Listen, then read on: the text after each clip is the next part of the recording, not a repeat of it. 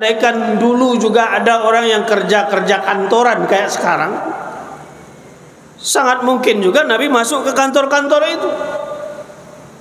Dia periksa, ini udah jam kerja belum? Udah, jam berapa? Jam 7:30, jam 8. Kok pada enggak ada? Nah, Nabi cek begitu. Kemana ini? Yang duduk di sini mana? Oh, lagi ngantar anak. Dia digajikan bukan untuk itu. Yang duduk di sini siapa? Saya. Kerjamu apa? Untuk duduk di sini. Begini-begini. Kok enggak kamu kerja? Kamu kerjanya malah main-main HP. Kemudian Nabi akan tutup seperti yang ditutup oleh Nabi terkait dengan pemeriksaannya terhadap pedagang ini. Man ghasya falaysa minni. Jalani bagaimana menjadi muslim yang beruntung itu. Di antaranya adalah kita jalani hidup ini dengan penuh kejujuran, kelurusan, ketaatan kepada mana yang disuruh kita melakukan dan mana yang dilarang kita untuk mengerjakannya. Sehingga dengan demikian apa yang kita sebutkan sebagai jaminan di atas betul-betul menjadi kenyataan dalam hidup kita.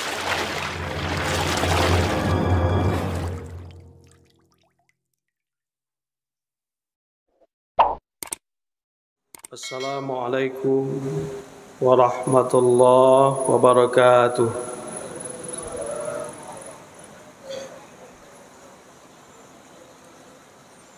Alhamdulillahi Rabbil Alamin. Wabihi nasta'in ala umuri dunya waddin. Allahumma salli ala Muhammad wa ala alihi wa ashabihi ajma'in. A'udzu billahi minasy syaithanir rajim. Bismillahirrahmanirrahim. Ya ayyuhalladzina amanu la ta'kulu amwalakum bainakum bil batil illa an takuna tijaratan an taradin minkum wa la taqtulu anfusakum innallaha kana bikum rahima. Wahai orang-orang yang beriman, janganlah kamu makan harta di antaramu dengan jalan batil, kecuali melalui perniagaan atas keridhaan darimu. Dan janganlah kamu bunuh dirimu, sesungguhnya Allah sangat penyayang kepadamu. Al-Quran Surat An-Nisa ayat 29. Bapak-bapak, ibu-ibu, kaum muslimin dan muslimat sidang jamaah salat zuhur rahimakumullah.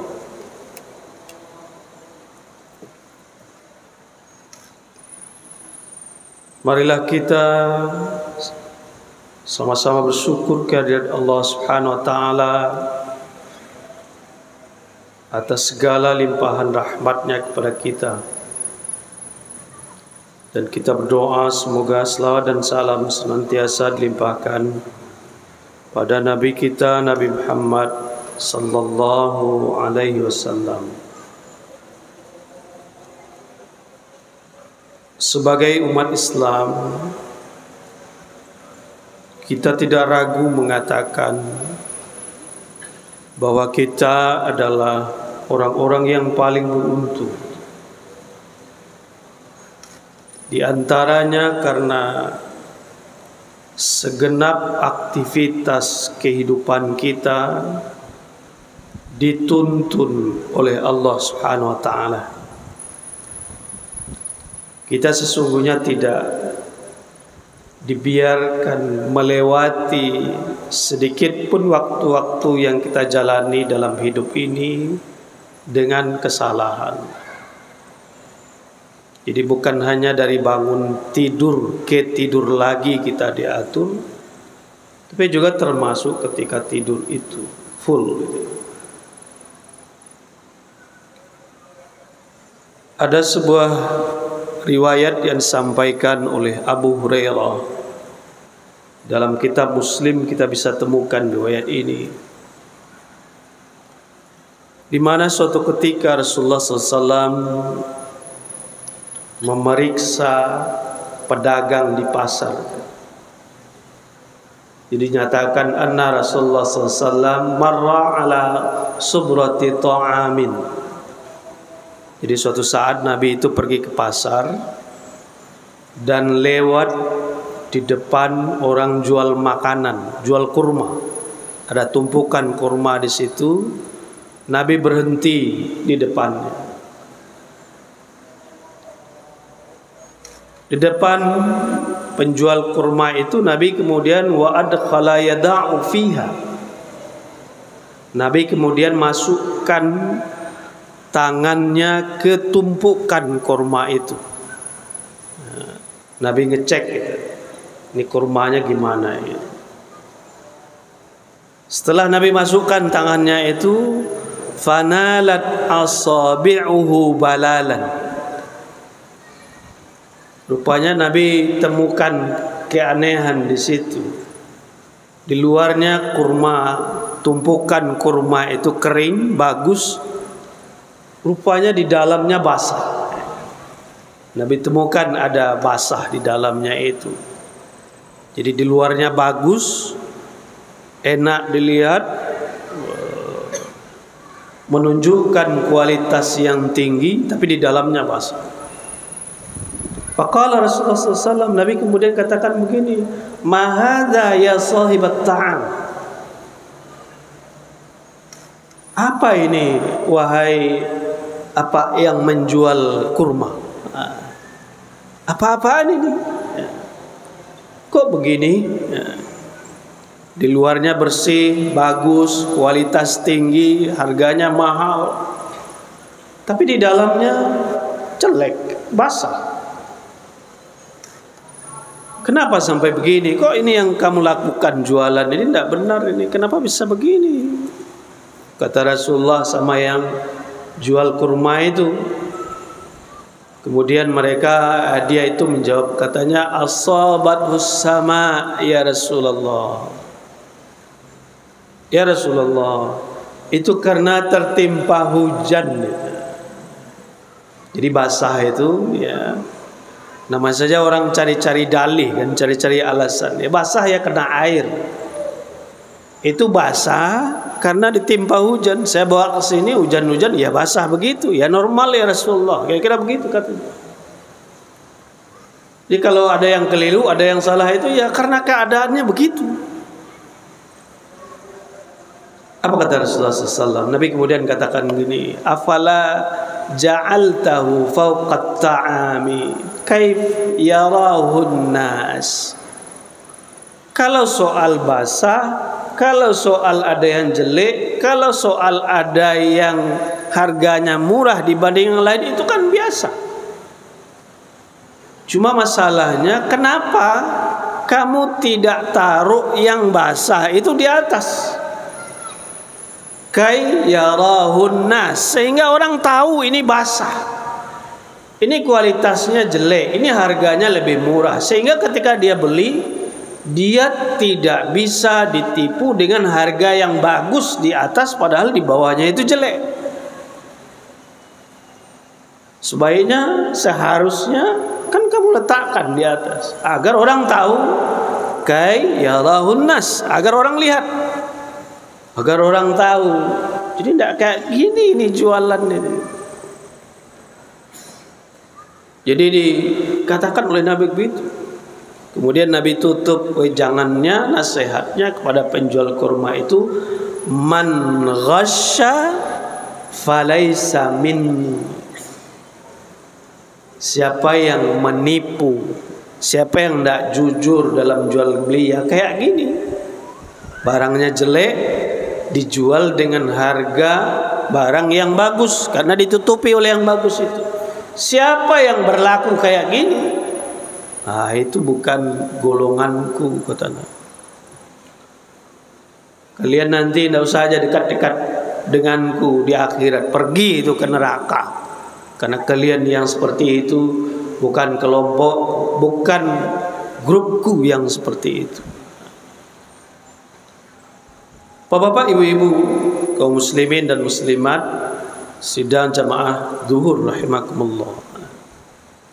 Di sini terlihat betapa Nabi itu memeriksa kehidupan kita, mengecek gitu, memastikan bahwa kita umat-umat yang disayanginya ini tidak teledor di dalam bagian-bagian tertentu, apalagi keseluruhan kehidupan kita ke dalam jebakan setan. Dicek sedemikian rupa. Jangan ada yang tidak mengikuti kebenaran yang dia tuntun, yang dia ajarkan. Jangan begini. Diajarkan begitu. Kamu tidak boleh curang. Karena apa yang kau dapatkan dari kecurangan itu tidak malah bermanfaat bagimu, tapi malahan kemudian menjadi duri dalam daging bagimu, menjadi perusak dalam hartamu yang bersih itu. Dia akan menyebar virusnya itu, akan menggerogoti, akan merusak, sehingga yang lain itu juga jadi tidak baik untuk kamu makan. Dipastikan seperti itu oleh Rasulullah SAW, karena memang kecurangan, larangan, perbuatan buruk yang kita dicegah sedemikian rupa untuk melakukannya, karena itu memang bahaya bagi kita. Dan inilah yang kita sebut sebagai sangat pantas kita mendeklarasikan diri kita sebagai umat yang beruntung dengan kondisi seperti ini. Tentunya yang mengajarkan ajaran ini, Bapak-bapak dan ibu-ibu, memang dalam konteks ini, dalam hadis ini, contohnya, realnya itu adalah inspeksi Nabi. Nabi memeriksa bagaimana orang berdagang. Tapi tentu saja yang Nabi maksud bukan yang tidak boleh curang itu hanyalah pedagang saja. Andaikan dulu juga ada orang yang kerja kantoran kayak sekarang, sangat mungkin juga Nabi masuk ke kantor-kantor itu. Dia periksa, ini udah jam kerja belum? Udah, jam berapa? Jam 7:30, jam 8. Kok pada enggak ada? Nah, Nabi cek begitu. Kemana ini? Yang duduk di sini mana? Kan ada orangnya, oh lagi ngantar anak, dia digajikan bukan untuk itu. Yang duduk di sini siapa? Saya. Kerjamu apa untuk duduk di sini? Begini-begini. Kok enggak kamu kerjakan? Kok kamu kerjanya malah main-main HP? Kemudian Nabi akan tutup seperti yang ditutup oleh Nabi terkait dengan pemeriksaannya terhadap pedagang ini. Man ghasya falaysa minni. Siapa yang cari rezeki, cari nafkah, cari kebutuhan hidup untuknya dan keluarganya dengan cara curang, udah jelas ini jam kerja, udah jelas kontraknya begini, tapi dia kemudian mengingkari, falaysa minni, katanya. Itu bukan golonganku.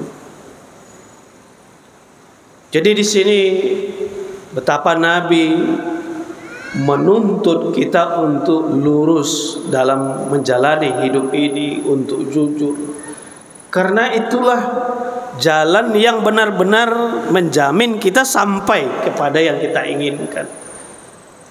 Sementara jalan-jalan yang lain itu sampai ketiruannya yang itu nanti bohong-bohongan.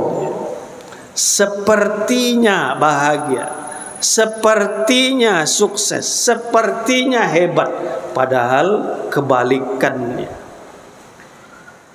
Dengan demikian marilah bapak-bapak dan ibu-ibu, kita terima sebaik-baiknya keberuntungan kita sebagai muslim itu.